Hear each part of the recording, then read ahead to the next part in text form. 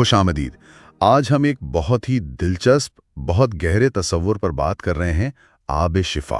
جی، یعنی شفا دینے والا پانی۔ ہاں، ہمارے پاس کچھ مواد ہے اس پر، اور آج ہم کوشش کریں گے کہ اس کی جڑیں تلاش کریں، قرآن میں، مختلف روایات میں، اور خاص طور پر اسماعیلی طریقت میں اس کی کیا اہمیت ہے۔ بالکل، اور یہ صرف آپ کہنے جسمانی علاج نہیں ہے، ہم دیکھیں گے کہ شفا کا مطلب کتنا وسیع ہے قرآن میں۔ اچھا۔ پھر پانی کی اہمیت وہ تو ہے ہی، پھر اسلامی روایات میں کون کون سے پانی مقدس سمجھے جاتے ہیں، زمزم وغیرہ۔ جی۔ اور آخر میں اسماعیلی تناظر میں آب شفا کا خاص روحانی پہلو کیا ہے۔ زبردست۔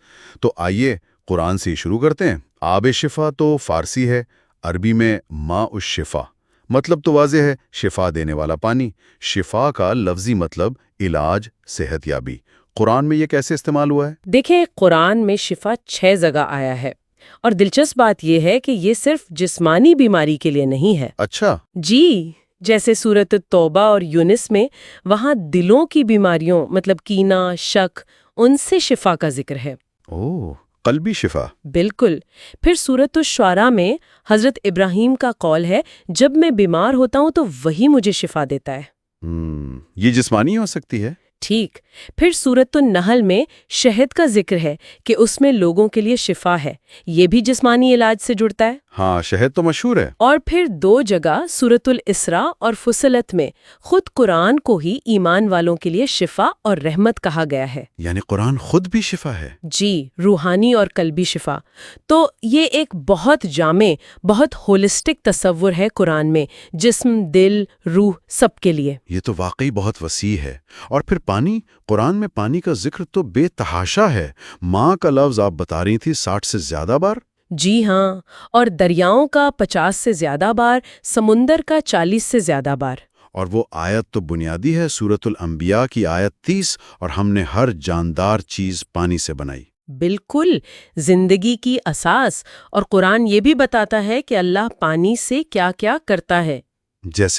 جیسے پانی نازل کرنا، بارش، پھر اس سے مردہ زمین کو زندہ کرنا، نباتات نکالنا، مخلوق کو پلانا، اور پانی سے پاک کرنا۔ ہاں، پاکیزگی، وضو، غسل۔ جی، یہ سب پانی کی طاقت دکھاتا ہے، زندگی دینا، پاک کرنا، حتیٰ کہ انسان کی پیدائش اور پھر قیامت میں اٹھائے جانے کو بھی پانی سے، زمین سے پودے اگنے سے تشبیہ دی ہے۔ اچھا۔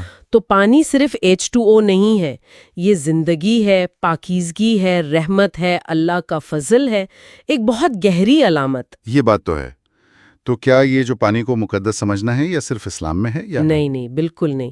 یہ تو ایک عالمگیر چیز ہے، بہت پرانی تہذیبوں سے چلتی آ رہی ہے۔ مثلاً آپ قدیم بابل میں دیکھیں، امکی یا آیا تھے، مصر میں ہاپی، یہ پانی کے دیوتا تھے۔ اچھا۔ یونان، روم، وہاں بھی نیپچون وغیرہ تھے، پانی سے جڑی رسومات تھیں۔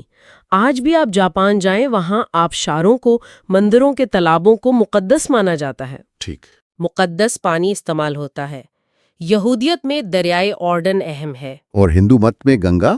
جی بالکل، گنگا جل تو بہت ہی مقدس ہے، پاکیزگی، نجات کی علامت۔ قدیم ایران میں زرتشتیوں کا زاؤتھرا تھا، یہاں تک کہ آج بھی آئرلینڈ میں ایک جھیل ہے، لاف ڈرنک، وہاں لوگ جاتے ہیں، روحانی پاکیزگی کے لیے وہاں کا پانی پیتے ہیں۔ واہ، تو یہ تو ہر جگہ ہے۔ جی، یہ ظاہر کرتا ہے کہ انسان نے ہمیشہ پانی کو زندگی اور پاکیزگی سے جوڑا ہے۔ تو اس پس منظر کو ذہن میں رکھتے ہوئے اب آتے ہیں اسلامی روایات کی طرف۔ یہاں بات یقیناً دلچسپ ہو جاتی ہے۔ سب سے پہلے تو زمزم کا خیال آتا ہے۔ بلا شبہ، زمزم کا کنواں مکہ مکرمہ میں، اسلامی دنیا میں سب سے مقدس پانی یہی سمجھا جاتا ہے۔ اس کے نام کا کیا مطلب ہے، زمزم؟ اس کے 2 مطلب بتائے جاتے ہیں، ایک تو کثرت آب، یعنی بہت زیادہ پانی، یا پھر گھونٹ گھونٹ پینا۔ اچھا۔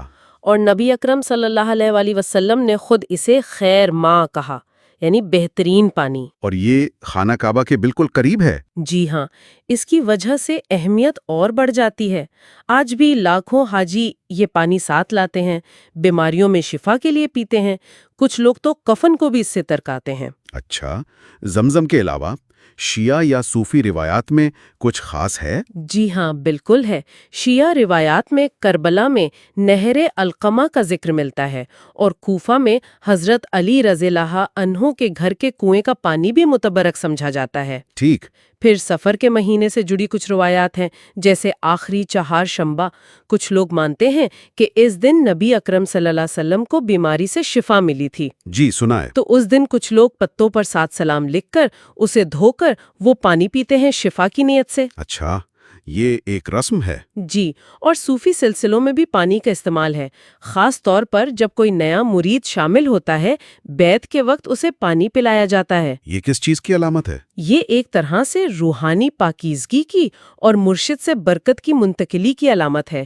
جے اسپینسر ٹرمنگھم نے اپنی کتاب میں اس کا ذکر کیا ہے۔ یہ پانی پلانے یا پانی سے برکت لینے کا تصور، کیا یہ براہ راست نبی اکرم صلی اللہ علیہ وآلہ وسلم کی زندگی سے بھی جڑا ہے؟ بالکل بالکل، بہت سی روایات ہیں کہ نبی اکرم صلی اللہ علیہ وآلہ وسلم خود پانی کو متبارک فرماتے تھے، کبھی چھونے سے، کبھی اپنے لعاب دہن مبارک سے، کبھی وضو کے پانی سے۔ اچھا۔ جی، اور صحابہ کرام تو اس پانی کے لیے بےتاب رہتے تھے، اسے حاصل کرنے کی کوشش کرتے تھے۔ تو کیا کچھ خاص کنووں کا ذکر بھی ملتا ہے جنہیں آپ صلی اللہ علیہ وآلہ وسلم نے متبرک کیا؟ جی ہاں، کئی کنووں کا ذکر ہے، جیسے بئر بضاعہ، بئر مالک بن نضر، بئر جاسم، اور بھی ہیں۔ بئر بضاعہ کا واقعہ خاص طور پر مشہور ہے۔ وہ کیا واقعہ ہے؟ ایک روایت ہے کہ آپ صلی اللہ علیہ وآلہ وسلم نے اس کنویں کے پانی سے وضو کیا اور کلی کا پانی واپس ڈول میں ڈال کر کنویں میں انڈیل دیا۔ اوہ!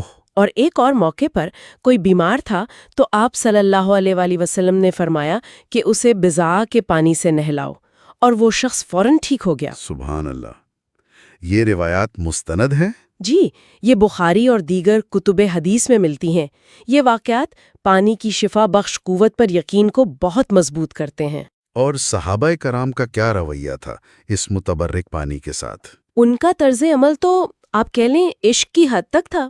وہ آپ صلی اللہ علیہ وآلہ وسلم کے وضو سے بچے ہوئے پانی کو حاصل کرنے میں ایک دوسرے پر سبقت لے جانے کی کوشش کرتے۔ سچ میں؟ جی ہاں، اسے پیتے تھے، اپنے جسموں پر ملتے تھے۔ بخاری شریف میں اس کا ذکر ہے۔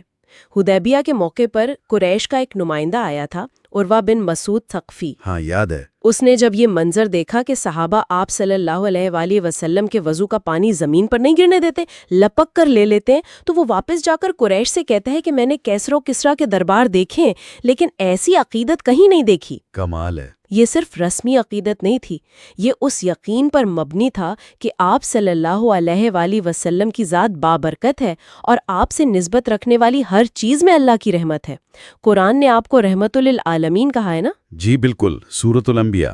تو آپ صلی اللہ علیہ وآلہ وسلم سے چھوا ہوا پانی بھی اسی رحمت کا حصہ سمجھا جاتا تھا۔ اور یہ صرف پانی تک نہیں تھا، آپ صلی اللہ علیہ وآلہ وسلم کی دوسری چیزوں سے بھی برکت لی جاتی تھی۔ یقیناً، آپ صلی اللہ علیہ وآلہ وسلم کے کپڑوں سے، آپ کے استعمال کی چیزوں سے، ایک صحابی نے آپ کی پہنی ہوئی چادر مانگ لی، کہا کہ میں اسے اپنے کفن میں استعمال کروں گا۔ اچھا۔ حضرت اسماء رضی اللہ عنہا کے پاس آپ صلی اللہ علیہ وآلہ وسلم کا ایک جبہ تھا، وہ اسے محفوظ رکھتی تھیں اور بیماروں کے لیے اسے دھو کر اس کا پانی پلاتی تھیں۔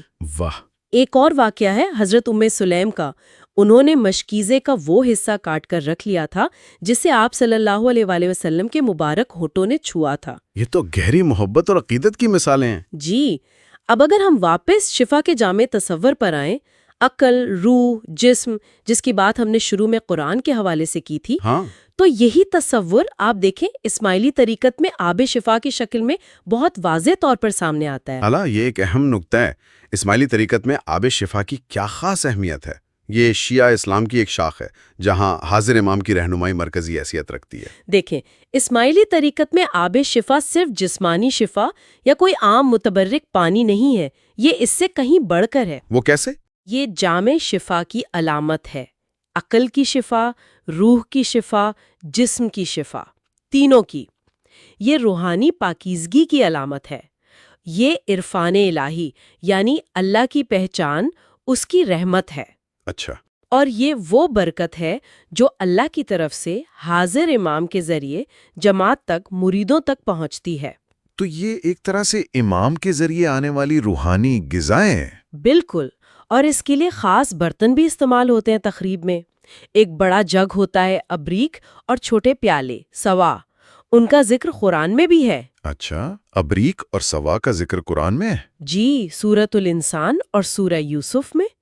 تو یہ برتن بھی گویا الہی فیض کی تقسیم کی علامت بن جاتے ہیں۔ امام سلطان محمد شاہ آغا خان سوم، ان کا ایک مشہور فرمان بھی ہے اس بارے میں۔ جی ہاں، بہت اہم فرمان ہے۔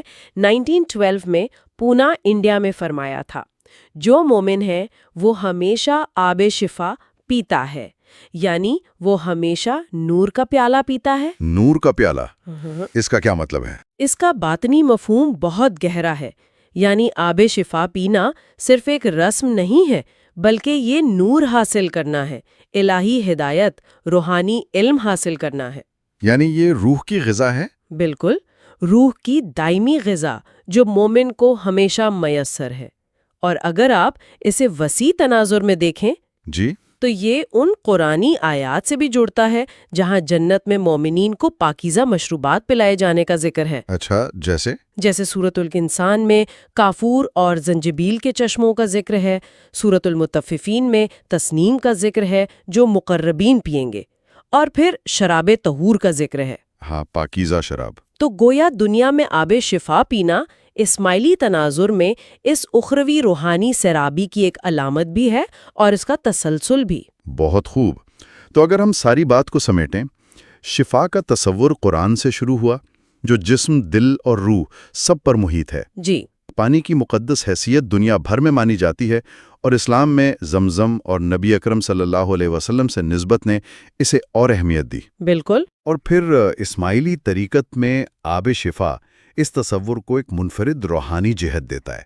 اسے حاضر امام کے ذریعے ملنے والی جامع روحانی و جسمانی غذا اور الہی نور کی علامت سمجھا جاتا ہے۔ آپ نے بالکل صحیح خلاصہ کیا، اور یہاں شاید ایک آخری نقطہ سوچنے کے لیے چھوڑا جا سکتا ہے۔ ضرور۔ اگر پانی، جو ایک مادی چیز ہے، وہ علم اور رحمت کی علامت بن سکتا ہے، تو کیا ہماری روزمرہ زندگی میں جب ہم علم حاصل کرتے ہیں، کوئی نئی بات سیکھتے ہیں، کوئی ہمیں اچھی رہنمائی دیتا ہے، ہاں، تو کیا وہ بھی ایک طرح کا آب شفا نہیں ہو سکتا جو ہمارے فہم کو پاکیزہ کرے، ہماری سوچ کو جلا بخشے؟ یہ تو بہت دلچسپ سوال ہے۔ جی، یہ ایک اہم سوال اٹھاتا ہے کہ کس طرح سمجھ بوجھ، ذہنی روشنی، چاہے وہ کسی خاص مذہبی رسم سے نہ بھی جڑی ہو، وہ ہماری اپنی ترقی اور پاکیزگی کا ذریعہ بن سکتی ہے۔